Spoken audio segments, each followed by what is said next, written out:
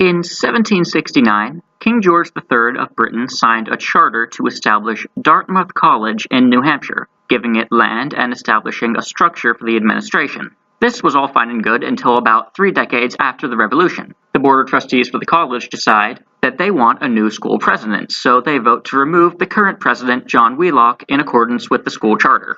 Wheelock wasn't happy about this, and he had the power to do something about it. He happened to be friends with the Democratic-Republican majority in the state government, and, through an act of the New Hampshire Congress, the school was changed from a private to a public institution, and the previously Federalist Board of Trustees was suddenly overrun with several new Democratic-Republican members appointed by the state. The school charter was altered, giving the governor of New Hampshire the power to appoint presidents of the university, including his friend John Wheelock, and giving the state the power to veto decisions made by the Board of Trustees.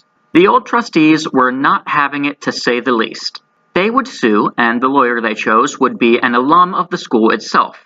Daniel Webster would represent Dartmouth College in its case against the state-appointed Secretary of the Board of Trustees, William Woodward. Their case was that New Hampshire violated the contract clause of the Constitution. They first went to the state courts, which of course was a farce, and then they appealed it to the John Marshall Supreme Court.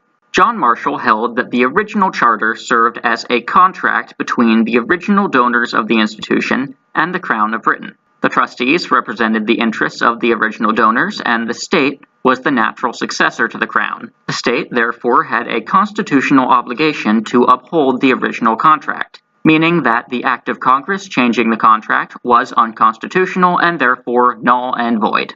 This ruling had a pretty significant effect, protecting all sorts of charters and private contracts from government interference for years to come. Oh, and that Webster guy would grow up to be a senator and then a Secretary of State.